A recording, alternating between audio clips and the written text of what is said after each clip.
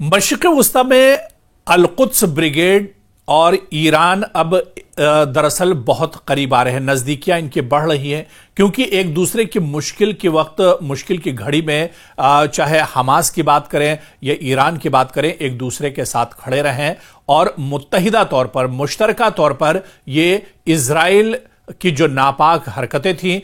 उसके खिलाफ आवाज बुलंद करते रहे। एक बार फिर से हमास का जो सिक्योरिटी विंग है अल-कुद्स ब्रिगेड, उसने कहा है कि हम इस्लामी जमहूरिया ईरान की हिमायत की कद्र करते हैं और कब्जे के खात्मे तक यह मज़ाहमत लगातार जारी रहेगी। यानी हमास की तरफ से बहुत बड़ा बयान आया है। हमास ने एक बार फिर से ईरान का शुक्रिया अदा किया है और हमास ने यह भी जाहिर किया है कि खित्ते में जब तक यह जंग जारी रहेगी, जब तक वो ईरान के साथ एक तरह से खड़े रहेंगे और मज़ाहमत करते रहेंगे, यानी मैदान में डटे रहेंगे। हमास जिसका यह दावा किया जा रहा था और इजराइल ने जिस तरह से दावा किया था, और हमने अपनी बहुत सी रिपोर्ट में भी आपको बताया कि हमास दरअसल एक बहुत छोटा सा ग्रुप है जो लगातार इजराइल की नाक में दम किए हुआ है, इजराइल को परेशान किए हुआ है। और ऐसे में एक बार फिर से हमास ने कहा है कि वो हथियार डालने नहीं जा रहा है और इजराइल के खिलाफ लगातार वो मैदान में डटा रहेगा।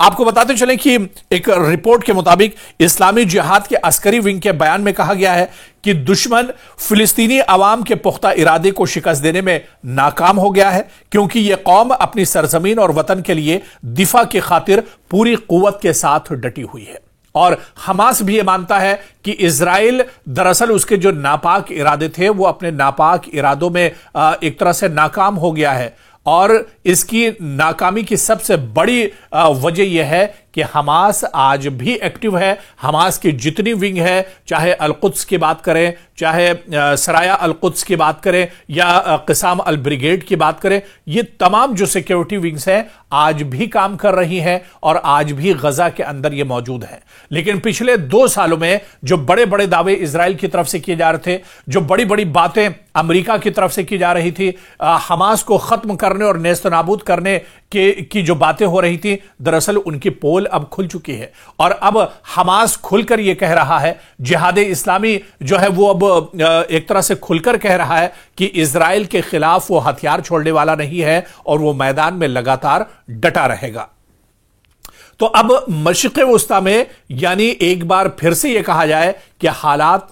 तेजी से बदल रहे हैं, या यूं कहा जाए कि जो हालात पहले बद से बदतर हुए थे उसी की तरफ मशरिक़ वस्ता एक तरह से बढ़ रहा है। क्योंकि इजराइल को सिर्फ हमास से खतरा नहीं है, सिर्फ यमन से खतरा नहीं है, सिर्फ ईरान से खतरा नहीं है, या सिर्फ हूसियों से खतरा नहीं है, बल्कि इजराइल को एक साथ कई महाज पर लड़ना पड़ रहा है और एक साथ इजराइल के सामने कई बड़ी ताकतें हैं जो एक तरह से खड़ी है। हालांकि इन्हें बड़ी ताकत तो नहीं कहा जा सकता है, लेकिन जिस तरह से इन छोटे छोटे विंग्स ने, इन छोटी छोटी ग्रुप्स ने इजराइल को परेशान किया है, इजराइल के नाक में दम कर दिया है, ऐसे में इसे बड़ी ताकत ही एक तरह से कहा जाएगा। क्योंकि ये छोटे जरूर हैं लेकिन इनके इरादे बहुत मजबूत हैं। पिछले 2 साल की बात कर लें या उससे और भी पहले अगर चले जाते हैं और उसकी बात करते हैं, तो इजरायली सिक्योरिटी फोर्सेस ने हमास के नाम पर, हूसियों के नाम पर, यमन और ईरान के नाम पर जो मासूम लोग हैं उनका खून बहाया, मासूम लोगों का कत्लेआम किया है, नस्लकुशी की है गजा के अंदर, यमन के अंदर और ईरान के अंदर। लेकिन जो लोग जिन्हें टारगेट दरअसल ईरान बनाना चाहता था, उन लोगों तक इजराइल की पहुंच नहीं हुई है। इजराइल जिन्हें अपना निशाना बनाना चाहता था, इजराइल दरअसल जिन्हें अपना खतरा मानता है, अपना दुश्मन मानता है, वहां तक इजराइल आज तक नहीं पहुंच सका है और इजराइल की रसाई आज तक नहीं हो सकी है। हमास का बाल बीका 2 साल में इजराइल नहीं कर पाया, हमास को इजराइल खत्म नहीं कर पाया। पिछले 2 साल से गजा के अंदर की जो पूरी लड़ाई थी वो दरअसल हमास के खिलाफ थी। लेकिन आप देखिए कि तकरीबन 1 लाख लोगों का कत्लेआम गजा के अंदर हो गया, लेकिन हमास आज भी जिंदा है। 12 दिनों तक पिछले दिनों ईरान के साथ इजराइल ने जंग लड़ी, ईरान के अंदर बहुत से लोग मारे गए, लेकिन आप देखिए कि जो टारगेट था, जो निशाना इजराइल का था, दरअसल खामनेई को खत्म करना या खामनेई के जो जनरल और साइंटिस्ट हैं उन्हें खत्म करना, उनको दरअसल उन पर निशाना नहीं साध सका या उन्हें निशाना नहीं बना सका, और इसके अलावा ईरान में जो मासूम और बेगुनाह लोग थे उनका खून इजराइल ने एक तरह से बहाया। हालांकि ईरान ने भी बहुत सख्त जवाब दिया और इजराइल एक तरह से परेशानियों का इजराइल को सामना करना पड़ा। इसी तरह से हूसियों की बात कर लीजिए, पिछले 2 साल या उससे पहले से हूसी लगातार इजराइल के निशाने पर रहे, लेकिन हूसियों को खत्म इजराइल नहीं कर पाया। एक बहुत छोटा सा ग्रुप, चंद लड़ाके, चंद हजार लड़ाके जो हैं वो हूसियों के साथ हैं, लेकिन इस हूसी जमात को भी इजराइल खत्म नहीं कर पाया है। और इसी तरह से आप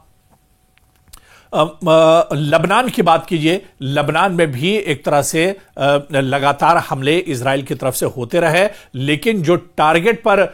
यहां पर जो लोग हैं, जो ग्रुप हैं, उनका आज तक इजराइल कुछ नहीं बिगाड़ पाया है। यानी कुल मिलाकर अगर देखा जाए तो मशरिक़ वुस्ता की लड़ाई जो टारगेट इजराइल का है, और इजराइल जिस चीज को दरअसल बताता है कि हमास और हूसी और ईरान और लबनान को खत्म करने के लिए वो ये लड़ाई लड़ रहा है, लेकिन उनका नुकसान तो पिछले कई सालों की इस लड़ाई में कुछ भी नहीं हुआ है। इस लड़ाई में सिर्फ और सिर्फ मासूम लोग मारे गए हैं। इस लड़ाई में वो लोग मारे गए हैं जिनका ना तो हमास से कोई लेना देना है और ना ही हूसियों से कोई लेना देना है, बल्कि वो लोग जो पीसफुल तरीके से अपने मुल्क में रहना चाहते हैं, अपने इलाकों में रहना चाहते हैं, जो लोग ये चाहते हैं कि उनके लिए अच्छी तालीम और एजुकेशन होनी चाहिए, उनके यहां अच्छे अस्पताल होने चाहिए, अच्छी रिहाइश होनी चाहिए। दरअसल ऐसे ही मासूम लोग इजराइल के निशाने पर रहे और इजराइल की तरफ से ऐसे ही लोगों पर तशद्दुद और जुल्म किया गया है। वरना जो सिक्योरिटी फोर्सेस की जो विंग है, चाहे हमास की बात करें, चाहे हूसियों की बात करें या हिजबुल्लाह की खासतौर से बात करें, क्योंकि हालिया दिनों आप देखिए लबनान में हिजबुल्लाह के पीछे इजराइल पड़ा हुआ है, और ऐसे में हिजबुल्लाह को सिर्फ पिछले 2 साल में नहीं बल्कि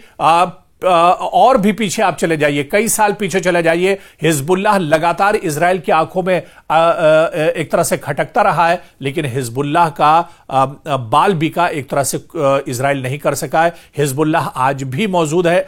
हिजबुल्लाह का जो गिरोह है, जो ग्रुप है, वो आज भी एक तरह से मौजूद है और इजराइल और अमेरिका के लिए बड़ा खतरा बना हुआ है। यानी इजराइल और अमेरिका की नाक में दम करके रख दिया है। लेकिन दरअसल बताने का मकसद यही है कि जो छोटे छोटे से ग्रुप हैं मशरिक़ वुस्ता में इस्लामी ममालिक से जुड़े हुए जो ग्रुप्स हैं, इन ग्रुप्स का इजराइल कुछ नहीं कर सका है, या यह कहा जाए कि इजराइल इन ग्रुपों का बहाना बनाता है और मशरिक़ वुस्ता में जो मासूम लोग हैं उनका खून एक तरह से बहाया जाता है। क्योंकि इजराइल का जो मकसद है, जो मंसूबा है मशरिक़ वुस्ता में, वो ग्रेटर इजराइल का है, और इस ग्रेटर इजराइल के लिए बिन्यामिन नेतन्याहू वक्फे से अपने बयानात में इस बात का जिक्र करते रहे कि इजराइल का मकसद सिर्फ और सिर्फ ग्रेटर इजराइल का है। यानी इजराइल की जहां तक जमीन है, उस जमीन से बाहर निकलकर, चाहे फिलिस्तीन हो, लबनान हो, ईरान हो, या आसपास के दूसरे जो मुल्क हैं, सीरिया और शाम है, यहां तक इजराइल एक तरह से अपना फैलाव करना चाहता है और ग्रेटर इजराइल बनाना चाहता है। और इसी वजह से मशरिक़ वुस्ता में हालात पुरअमन नहीं होते हैं, मशरिक़ वुस्ता में हालात लगातार खराब रहते हैं। लेकिन इतना जरूर है कि मशरिक़ वुस्ता में जो छोटे छोटे ग्रुप्स हैं वो लगातार इजराइल की नाक में दम किए हुए हैं, और मशरिक़ वुस्ता में इजराइल लगातार इन छोटे छोटे ग्रुप से ही सही, लेकिन इजराइल लगातार मशरिक़ वुस्ता में घिरता जा रहा है।